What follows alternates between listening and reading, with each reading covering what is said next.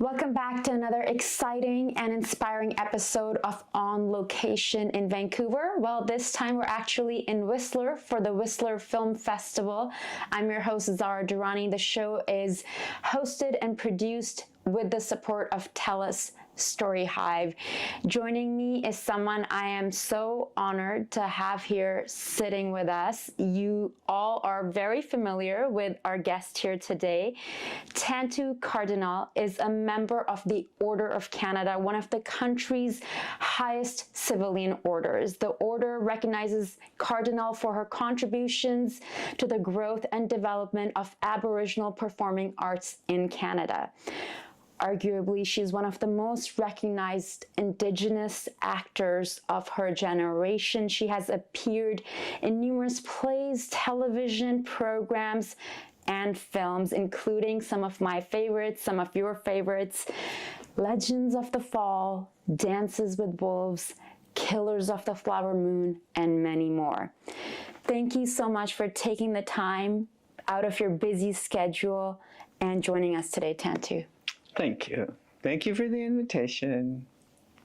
It's an honor. Lovely meeting you at the opening night party. How is the festival going for you so far? I think it's great. It's a really nice little, it's almost like a respite, a little oasis in a world of uncertain activities. I mean, it's a beautiful little community. Look, it's warm enough for snow to be melting out there. Nothing to complain about, a bunch of good people, and everybody seems to be on their best behavior. Trying. No, it's when you gather people who love what they're doing, it's a great energy. It's nice. Can you tell our audience about your role here at Whistler Film Festival? You're one of the jurors. Can you tell us what inspired you to get involved? What inspired me to get involved is because Whistler Film Festival has been very good to me. I don't like being on juries because I have such respect for this work that we do, creating stories and making films and theater, and it's all such difficult work. And I've in the past, I just have not felt comfortable being in a position to choose one thing over the other, because I can see the work and I can see the nights and the days and the gophers and the wind and the flags and so much that's involved that I just stepped away. I turned down opportunities to do it, and then for some reason, they just must have caught me on a good day. It was a clear day, sun was shining, and it was Whistler Film Festival. And they gave me a Lifetime Achievement Award, and we used that talking stick in our school. And, and I just decided, okay, yeah, I'll do that. I'll go in and see. And I've been doing a lot of watching films too, and being an Oscar member, and we get films that are hopefuls, and so it's a part of my job over there as a member to watch all these films, and it's bringing it back up to the surface. There was a long time in my world where I didn't want to watch any movies. I didn't want to look at anything. Television too, because we were never cast, and if we were cast, it's because you're an Indian. And there had to be some explanation for why you were in the story. You couldn't be just a character. You couldn't be just a human being, nothing. There always had to be a label and a description. And I saw so much. There's no reason why I couldn't have been part of that acting team. you know, that was telling this story. There's no reason why. But because this society is so segregationist in terms of who we are, or were, or whatever, whoever you happen to be, you know, either you are or were. And so I've just been forcing myself to get back now that there's been major changes, and there's hope. There's more hope that we'll be seen as human beings. There's more of our voices coming out, and our images are coming out. And one of these days, maybe I'll be able to be cast as a regular character somewhere. No, but everywhere I go, there I am, right? And I'm not denouncing my world or the stories that are lucid and necessary from my world. I'm just saying that there's this other world that really needs to see that we're an integral part of life. We're everywhere. We have astronauts, we have environmentalists, we have everything that exists in this society we are a part of. You know, you guys wouldn't leave us alone, you know, and we're here. We're here. And you are also a huge part of that change, how that depiction in media, in film and television has changed in your lifetime. I want to backtrack a little bit. I was reading somewhere you didn't actually plan originally to be an actor. Like, that was not in the beginning an aspiration. Is that true? Whoever said that? I was reading, I saw it somewhere that, you know, you weren't always dreaming of being an actor. Okay, perhaps incorrect. I wonder where that comes from. I was never dreaming of anything. I was just being. As a kid, I was always in the world of imagination. I was always intensely interested in stories. And I played radio because we didn't have television at that time. And we had live entertainment all the time. My brother-uncle played guitar and sang songs, and people in the community were known for their vocals and their instrumentalism and all this kind of stuff. I mean, and we had dancers, and that was our way of entertainment. And I never expected to be a part of industry or anything like that. But when I got that first job, it was like a duck to water.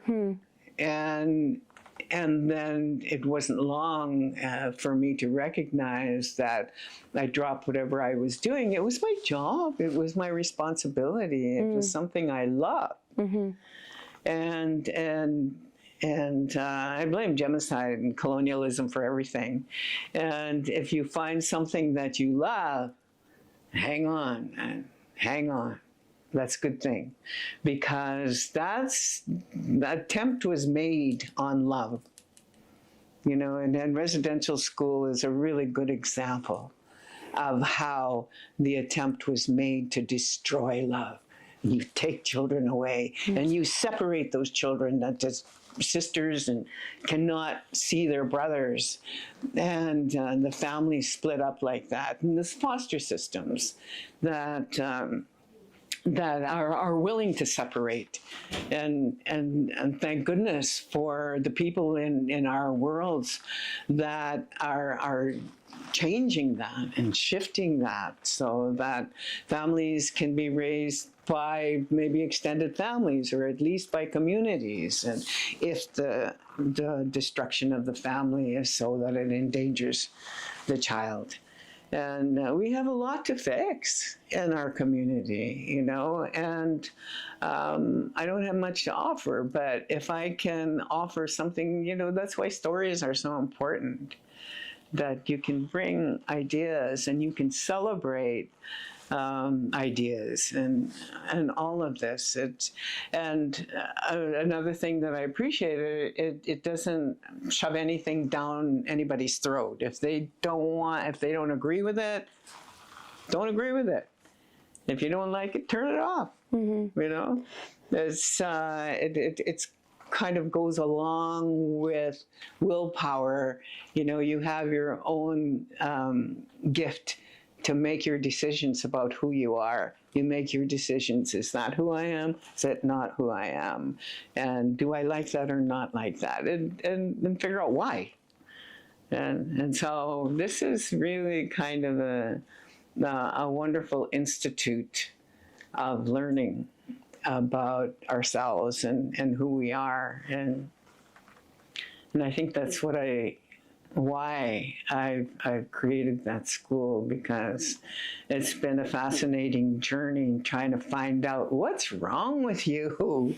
You know, where do all these kinks come from, you know? Let's talk a bit about the school. We were talking off camera. You were mentioning you know, earlier this afternoon as well. Tell our audience a bit more about the school and the work that you're doing. We have so many stories that have not been told, are not being told, that, you know, we've lost a lot of stories, and we've lost texture and nuance and language and essence of people who lived all their life in the bush. And they come out of the bush and they come into your house and they sit down, and that's a whole world, you know. And we lose so much. Every time we lose somebody, we lose so much. And I don't have so many other skills, and I thought, well, let's bring people together, and I can bring people. And I didn't want to be in a situation of bringing in a workshop into a community, and then you get everybody all excited and get that creative energy up top and flowing and excited, and then you leave. And where are they going to put that? And what happens with that next? And I just thought that it would be a better idea to establish something that stays in the community, that particularly the young people. But at first I was really focused on, why don't I go find adults that are, you know, are unemployed, or you know, that are kind of around or have the time to share their stories. But working with Grace, she was working with kids in school. So she's my production guru. And so with her, we started with kids from 8-year-old to 19-year-old. And that's who we work with, and it's very organic. And we bring, over the winter, we bring workshops, maybe on a weekend, particularly a long weekend. We'll bring in workshops. We bring improv workshops and writing workshops, and there's a lot more that we want to bring. And of course, a part of that is gathering finances and people who are willing to bring their skills to us at a reasonable rate. And then in the summer, we have 6 weeks summer session, where so far we've been able to create 2 short films in the course of that time. This year, we're changing it all up, because now we have land. So we can do land knowledge. They've been asking for land knowledge. So we can do that this year. And we also have our own space. We have a room in the community center, and we haven't had that. We've been running this school in the wind, so that the community has stepped up to support their artists and provide us spaces that we can use for our workshops and our gathering places for our summer sessions and all that kind.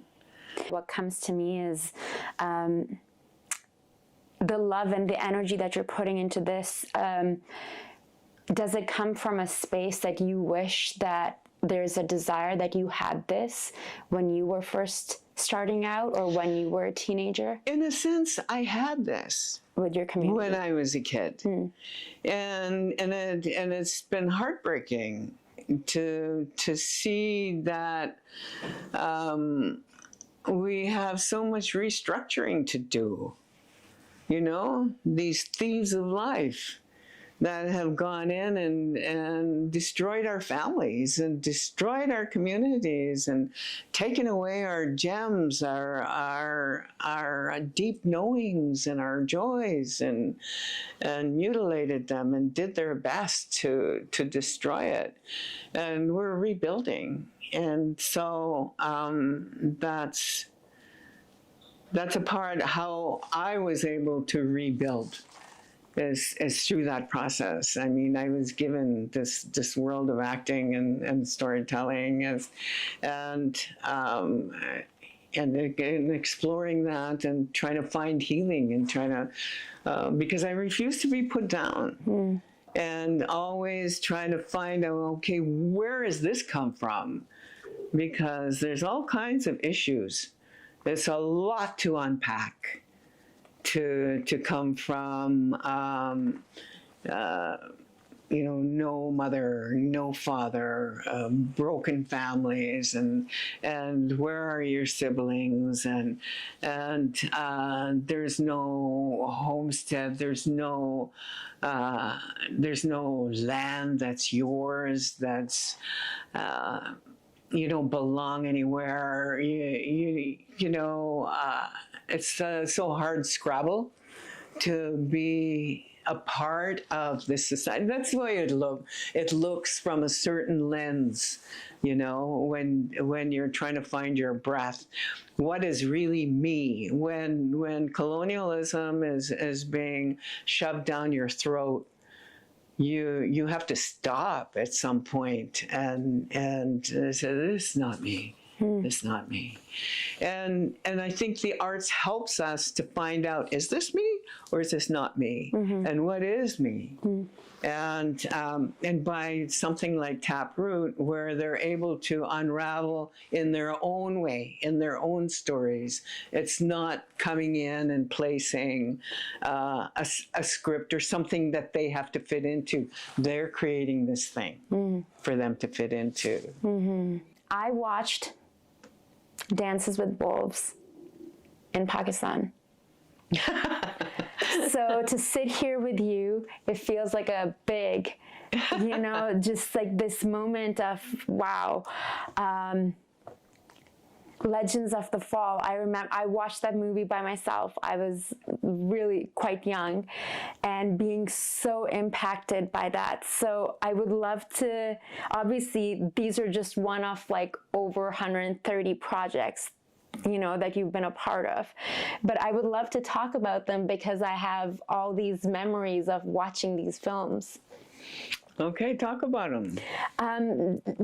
What, like, is there a particular moment from Dances with Wolves that you were on set and you were just like, yes, you know, like I'm having this moment, like this is what I'm meant to be doing, and I want to talk about the experience of working on this project? I never had the feeling like I want to talk about this project. In fact, it was like, oh my God. There was so much publicity, there were so many interviews after it all. But what I was really glad to be a part of it for is that it was the first time that a Hollywood movie was showing us as human beings. I thought it was a little disconcerting that they had to have a white woman in the lead, but that's where they were at, you know, and so I was recognizing that gap.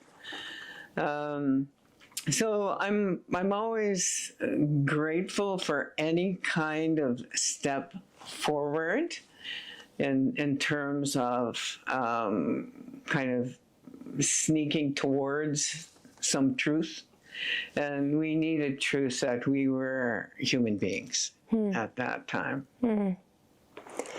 Now, flash forward to Killers of the Flower Moon. That's a whole different story altogether.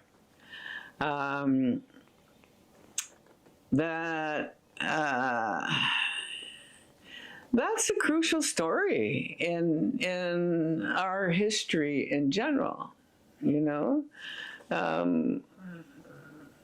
Residential schools are kind of in our view now, today, in Canada, really prevalent. In the States, that society is really behind in terms of understanding who we are and what. So I'm not so sure it was a step forward, you know, because you've got people in that country that don't know anything about us except the old programming in their heads about who we are. I mean, they use terms just easy as can be. Off the reservation. Somebody's off the reservation, you know.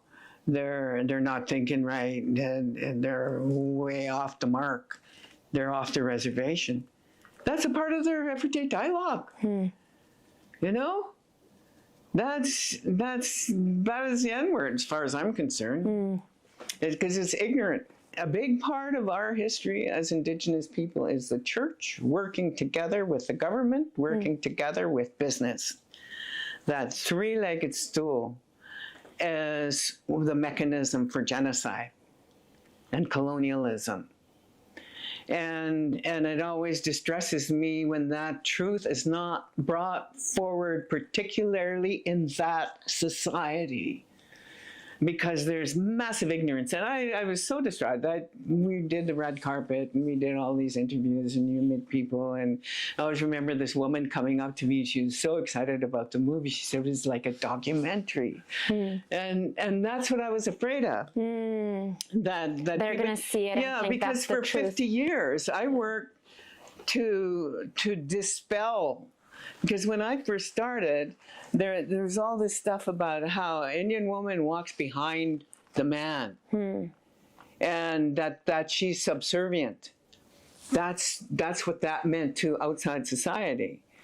But when you consider a bush culture, the man is walking in front. That's a very protective position. To me. Yes, and whatever's coming, you know.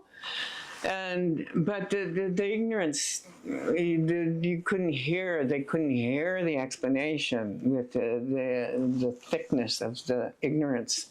So it's taken a long time to try to bring strength to every character that I played, to work against that fallacy.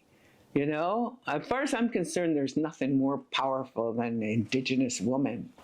We've talked about Taproot, but I would like to ask, how would you want to be remembered? Not just as an artist, but, you know, through the body of work and obviously how you're giving back now. What would you want your legacy I think to be? I wonder.